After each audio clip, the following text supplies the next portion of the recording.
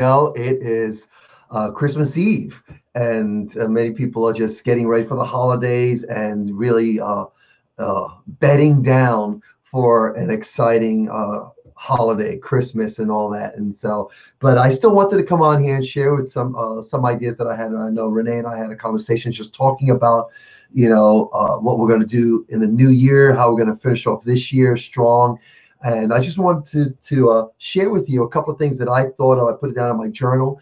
And there were several things I wanted to share today, but I decided to do this. It's just basically, what differentiates high achievers from those people who don't set high level goals and what I call just crazy, outrageous goals. And there's certain things that sets these high achievers, these high thinkers, separates them from everyone else, and which is where I want to be. I want to hang out with them, and I follow them. I read their books, and I watch listen to their podcasts, watch their videos, those that are alive, or I do research of those in history. And so it's exciting. So from my observations, this is a couple of things that I put together, 10 things, and I'll go through it really quickly, but probably a couple more things. First and foremost, they do whatever it takes. That's why I have this sweatshirt here. I create this sweatshirt to have this mindset that I'll do whatever it takes to get what I need to get done. And so this is one of the things that I see that's a common thing amongst all these high achievers, these high thinkers, these people who set these outrageous goals based on outrageous visions. And the Elon Musks, all these, the Cardones, Anthony Robbins, all these, Warren Buffett's, all these guys, the Ray Krocs, all these people that have these incredible, outrageous visions, Martin Luther King's, all these guys, they have this thing. They do whatever it takes to get what they need to get done. Okay, so here's 10 things that I'm going to share with you guys. I'm not going to do too much explanation. If you want more explanation, I'm sure you'll ask. But hey, if you want to find out more about what I do, let me just go ahead and put this my little banner up there, because of course you can connect with me, but you can definitely text me if you have a question or anything like that. I'm giving out this my number. You can text me anytime you want, 24 hours a day.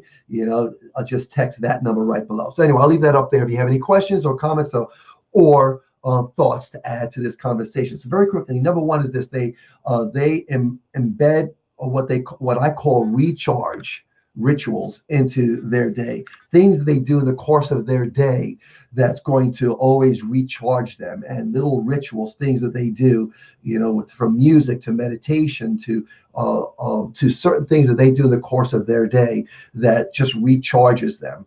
Okay, and listening to podcasts or to music. One of the things that I do to keep me charged up in the course of the day is that I have a playlist of music that just empowers me. And there's a list of things. I did research on music that have to do with being legendary and being a legend, of being empowered, and being power. So I find songs that I put on this playlist that I'll just play when I'm in my car. Just automatically plays when I'm in my car. So I'll sometimes lower the volume. So these are things that I do in the course of my day to just recharge me. These are rituals that I do and habits that I do in the course of my day. It's just one thing. Okay, another thing is that they do, number two, is that they keep their focus narrow. They do not bounce around to different things. They're very, very focused on what they need to get done and get accomplished. So that's number two. Number three is that they make sure they empower, they nurture their team, whomever they have on their team. They want to make sure they're empowering them, which is one of the reasons why I do these podcasts.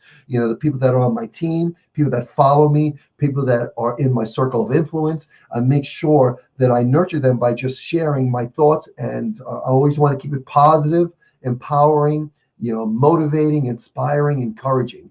And so this is one way for me to empower and nurture my team. And that's what they do. They make sure that their teams are empowered, because they know if they're going to accomplish their goal, and this outrageous goal, they need to make sure they keep their team informed and empowered. They nurture them. And that's number three. Number four is that they unplug.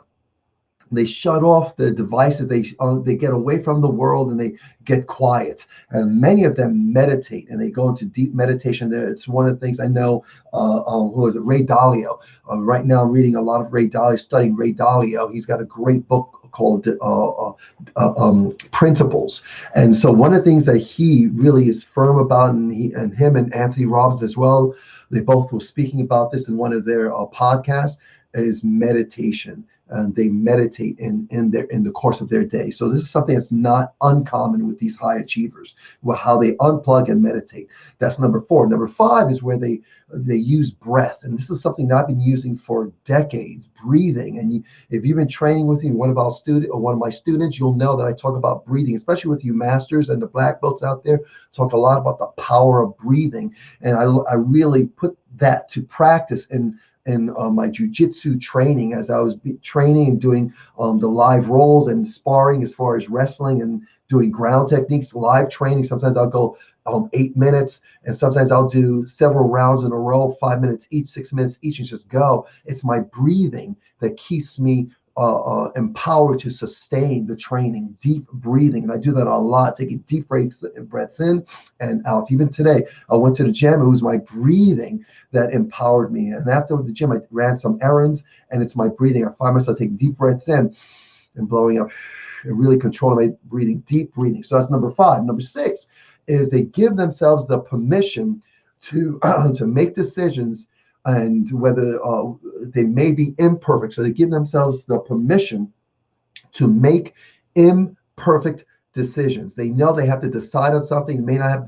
know exactly what to do. They make a decision. And they also give themselves the permission to change their minds. Okay, they make a decision. It's not working. They change it here. They go there, here. So they give themselves the permission to make imperfect decisions. And in that same line, they give themselves the permission to fail, to not get it right, to not always know everything. So they say it's okay not to know everything, but I'm going to make a decision no matter what. This is what we're going to do. Oops, that's the wrong idea. Oh, that was great. That was work. So they give themselves the permission to move forward and not be right all the time, but just to do something. So that's number 6. Number 7 is that they take breaks, they take vacations. And it's something that I'm really going to work harder for in 2020, is to take more vacations, take more time off. I did it in 2019, and I'm going to do it this year. Get with my calendar, get with Master Donato, get with my wife, and get with my family, take time off so that I can take those breaks. That's number 7. Number 8 is that they understand the power of no. And they don't say yes to everything. And they realize there may be opportunities everywhere. However, they only have so much time. They want to stay focused on the task at hand and moving forward into this outrageous vision they have, and reaching and hitting those goals. And so they have to embrace the power of no and say no to a lot of things so they can say yes to what they need to get done. And so they understand the power of no. Sometimes you have to say no, thank you, I'm not going to be able to go there. I'm not going to be able to do this. No, thank you, I'm not going to be able to take advantage of this opportunity. So they know the power and understand the power of no. Brings us to number 9. Number 9 is that they have a great understanding of delegating and to talent that they have on their team. So they understand the power of delegating and maximizing their team's talent and their team's gifts. And they don't do everything themselves. Matter of fact, they look for, hey, if I can get someone else on my team to do it, then I want them to do it. And this is what they do. They understand that power. So that's number 9, which brings us to number 10. The last thing I'll leave you with is that they take care of their health. And that means they take care of their mind, they take care of their body, and they take care of their spirit, their emotions. They know the power of taking care of themselves. They get up early. Most of them, the ones that I follow, they get up early, and they do their exercises for their mind, their body, and their emotions. This way they start their day off empowered, which is what I do. So anyway, I just want to throw those 10 things at you. Hope you're having a great day. Enjoy the holidays. Merry Christmas. To those of you that celebrate Christmas, Happy Hanukkah. To those of you that celebrate Hanukkah, and all my friends around the world that celebrate different holidays, guys, be blessed. Enjoy your life. Enjoy your day. And I'll hopefully see many of you guys back on the training floor. If you're a student, We pick up our classes on Thursday, regular classes Thursday, Friday, and Saturday. If you're not a student, go to donatokarate.com. Find out about our special. We have specials going on right now, our holiday special. So if you want any information about the program at Donato Karate, just go to donatokarate.com, or you can text me right there, 856-278-5282, and I'll give you all that information. Okay, guys, have a great day. Talk to you guys soon. Take care.